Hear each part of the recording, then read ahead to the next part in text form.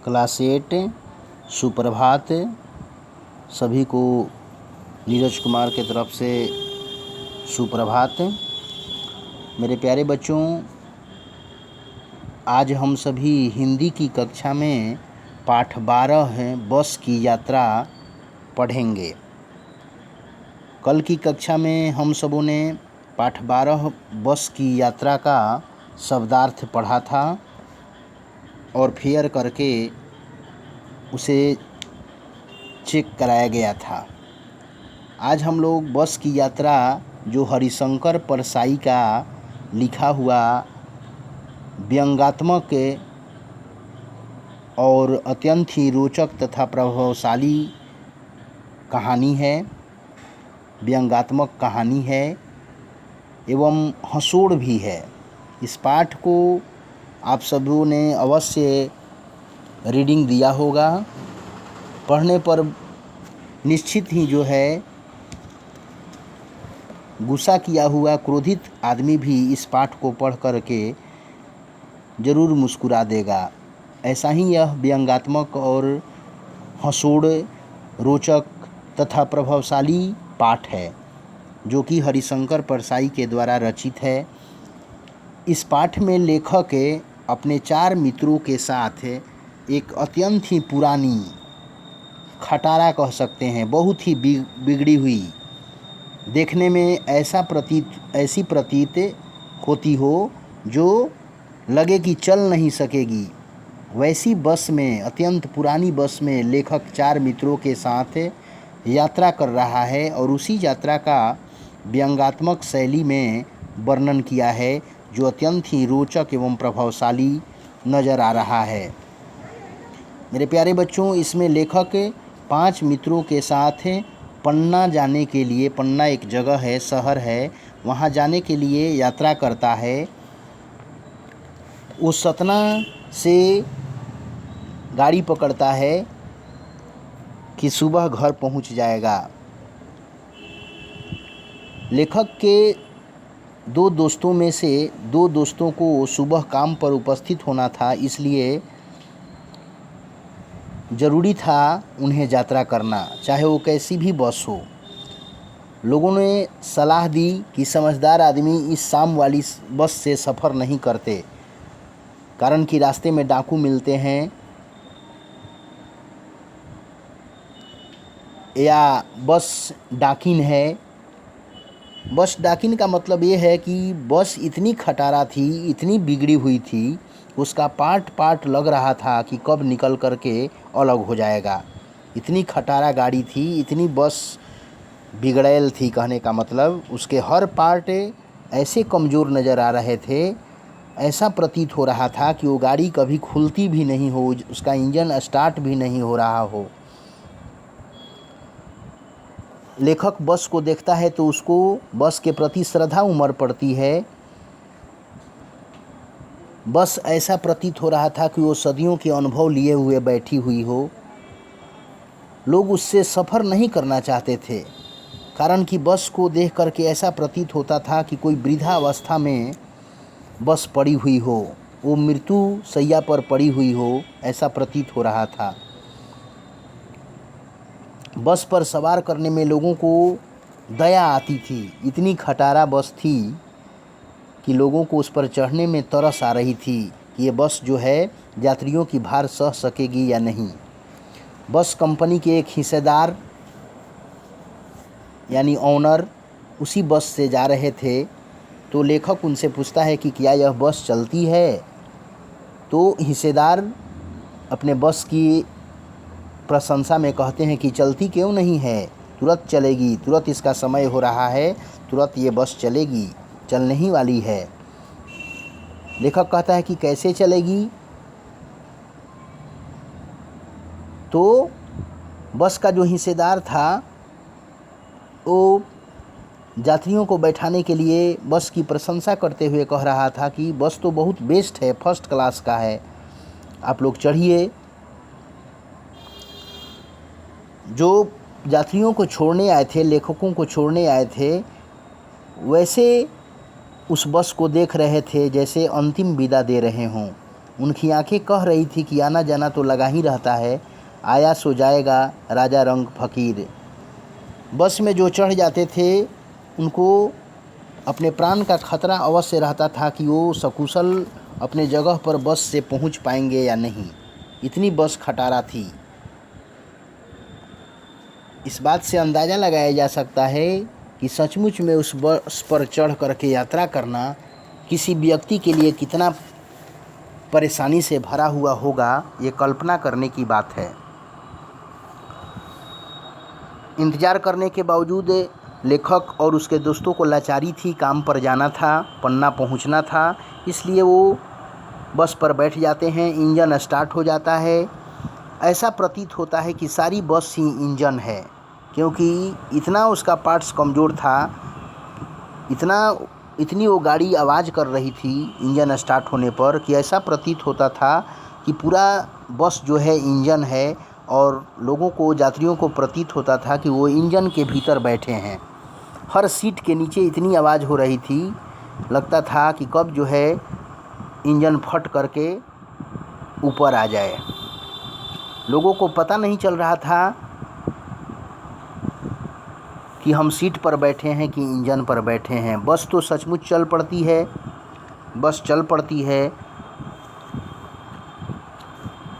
हर हिस्सा दूसरे से ऐसा प्रतीत हो रहा था कि टकरा रहा हो। सीट का बॉडी ऐसा प्रतीत हो रहा था कि कभी गाड़ी को छोड़कर आगे न निकल जाए, कभी ऐसा लगता था कि सीट को छोड़कर बॉडी आगे भागी जा रही है, कभी प्रतीत होता था कि बॉडी सीट को छोड़ के भाग जा रही है, कभी ऐसा प्रतीत होता था कि सीट आगे निकल गई और बॉडी पीछे पड़ गया। सारे उसके अंग अंग जो बस के हैं हिलते हुए नज़र आ रहे थे। शीशे भी फूटे हुए थे। कोई भी उसका पार्ट्स ऐसा नहीं था कि वो मजबूत था। इंजन भी हिलता हुआ, सीट भी हिलता हुआ, गाड़ी के जो चारों तरफ से जो चारदीवारी होती है वो भी सब हिलते हुए नज़र आ रहे थे। यहाँ तक कि इंजन भी कांपता हुआ नज़र आ रहा था। अंदाज़ा लगाया जा सकता है कि उस बस में बैठ कर के अपने गंतव्य को पहुंच पाना बिल्कुल ही नामुमकिन जैसा प्रतीत हो रहा था। कुछ देर बस चली ही कि एकाएक बस रुक गई। पता चला यात्रियों को, लेखक को, कि पेट्रोल की टंकी में छेद हो गया है। ड्राइवर ने बाल्टी में पेट्रोल को रखा और नली डालकर इंजन में भेजने लगा। जैसे माँ अपने बच्चे को मुंह में दूध की बोतल लगा करके पिलाती है, वैसा ही वो ड्राइवर उस बस को जो है नली से इंजन पिलाने लगता है। अब बस की रफ्तार घटते घटते 15 से 20 मील हो गई थी, यानी 1 घंटे में कम से कम वो 15-20 मील ही जा पाने जोगे थी। स्टीयरिंग कब टूट सकता है, ब्रेक कब फेल हो सकता है, इसका कोई अंदाज़ा नहीं था। प्रकृति के दृश्य बहुत ही लुभावने थे। दोनों तरफ जो हरे हरे पेड़ थे उसको देख करके लेखक बहुत भयभीत हो जाता है। एक पेड़ जब गुजरता है तो लेखक को अगले पेड़ का इंतज़ार रहता है, कि वो सोचता है कि ऐसा नहीं कि बस जो है वो पेड़ से टकरा जाए और उनका जीवन, सारे यात्रियों का जीवन समाप्त हो जाए। एक पेड़ गुजरता था तो लेखक को थोड़ी शांति मिलती थी, पर उन्हें दूसरा वृक्ष का इंतज़ार रहता था कि ऐसा नहीं कोई दूसरा वृक्ष आए उससे गाड़ी टकरा जाए। ऐसी गाड़ी की हालत दयनीय थी कि लाचारी बस लेखक को और उनके मित्रों को उस गाड़ी से सफ़र करना पड़ा। हर पेड़ जो है लेखक उससे दुश्मन समझ रहा था। जो भी पेड़ आता उससे डर लगता कि बस उससे टकरा ना जाए। एक पेड़ क्रॉस कर जाता था तो दूसरे पेड़ की चिंता लेखक को लगी रहती थी। कभी तालाब, झील अगर लेखक को दिखाई देता था तो लेखक को लगता था कि ऐसा नहीं कि हिलती हुई बस जो है उस झील में गोता नहीं लगा ले, डुबकी नहीं लगा ले। कुछ ही दूर यात्रा करने के बाद जो है फिर जो है बस जो है फिर दोबारा रुक जाती है। ड्राइवर फिर तरह तरह की तरकीबें अपनाता है गाड़ी को चलाने के लिए, लेकिन तब तक भी जो बस में बैठे हुए कंपनी के बस के ऑनर जो थे वो बस को फर्स्ट क्लास कहने से तनिक भी पीछे नहीं कह रहे थे। वे पीछे नहीं हट रहे थे। हमेशा वो यात्रियों के धिकारने पर कहा करते थे बस के ऑनर, हिस्सेदार, कि बस तो फर्स्ट क्लास की है, ये तो इत्तेफाक की बात है, संजोग की बात है। अच्छा आदमी भी बीमार हो जाता है, अच्छी गाड़ी भी ध्वस्त हो जाती है, बिगड़ जाती है, तो संजोग की बात है। हिस्सेदार का हर बार यही कहना होता था। चांदनी रात जैसी होने लगी, संध्या होने लगी, वृक्षों की छाया के नीचे वह बस अजीब सी दयनीय लग रही थी। लगता था जैसे कोई बुढ़िया थक करके बैठ गई हो। लेखक को ग्लानि हो रही है, दुख हो रहा है, इस बात की तरस आ रही है कि ऐसी खटारा गाड़ी पर, ऐसी जो जिसका हर पार्ट जो है डगमगा रहा है, हिल रहा है, उस पर क्यों वो लदा हुआ है, क्यों यात्री बैठे हुए हैं। लेखक को इस पर ग्लानि होने लगी, तरस आने लगी। ऐसा प्रतीत हो रहा था कि इस गाड़ी का कब प्राणांत हो जाएगा, कब इसको जो है, कब इसका अंग अंग, उसके प्राण फकेरू उड़ जाएंगे, अंग अंग जो है अलग अलग बिखर करके रोड पर गिर जाएंगे। ये कोई इसका अंदाज़ा नहीं लगा रहा था। ऐसा ही प्रतीत हो रहा था। इतनी खटारा गाड़ी थी कि लोगों को प्रतीत हो रहा था कि ये गाड़ी कब जो है इसका पार्ट पार्ट बिखर जाएगा, कब ये जो है पेड़ों से टकरा जाएगा, कब ये बस टकरा जाएगी, या कब जो है तालाब नदी में हिलते हुए गिर जाएगी। ये डर यात्रियों को और लेखक को अधिक सता रहा था। हिस्सेदार साहब ने इंजन खोला, कुछ उसे सुधारा गया, कुछ उसमें बिगड़ी हुई जो पार्ट्स से बिगड़े हुए उसको बनाया गया। फिर बस आगे चलती है, उसकी चाल और धीमी हो जाती है। किसी तरह से वो रास्ता टटोल करके रेंगने से चल रही थी, एकदम धीरे धीरे साइकिल की भांति चलने लगी। कोई गाड़ी आता तो एकदम किनारे हो जाती, ताकि वो कह रही हो अन्य गाड़ियों से कि मेरी अवस्था वृद्धा हो गई है, मेरी अवस्था ढल गई है, तुम लोग जुआ हो, तुम लोग साइड करके निकल जाओ और मुझे किनारे रहने दो। कोई बस गुजरती, कोई गाड़ी गुजरती तो किनारे जा कर के बस खड़ी हो जाती, यानी ड्राइवर उसको एकदम किनारे पक्की रोड से कच्ची रोड पर उतार देता था, ताकि वो बस से किसी सवारी से टकरा ना जाए। फिर आगे क्या होता है दुर्भाग्यवश कि एक पुलिया के ऊपर पहुंचते ही उसका टायर जो है फिस कर जाता है, फट जाता है, टायर पंचर हो जाता है। एक यात्रा में कई बार गाड़ी बिगड़ जाती है, जिससे लेखक और सारे यात्री परेशान हो जाते हैं। उनका प्राणांत सामने नज़र आने लगता है। वे देर पहुंचने की बजाय इस बात से डरे हुए थे, लेखक और सभी यात्री, कि ऐसा नहीं कि गाड़ी कहीं खाड़ी में गिर जाए, कहीं जो है एक्सीडेंट न कर जाए, कहीं पेड़ से न टकरा जाए, जिससे सारी यात्रियों का प्राणांत हो जाए। इस बात का सबसे अधिक डर लेखक को और उनके सहयोगियों को सता रहा था। टायर फिर पुलिया के ऊपर फट जाता है। कंपनी के हिस्सेदार जो थे फिर जो है उसको सुधारने में लग जाते हैं, बनाने में लग जाते हैं।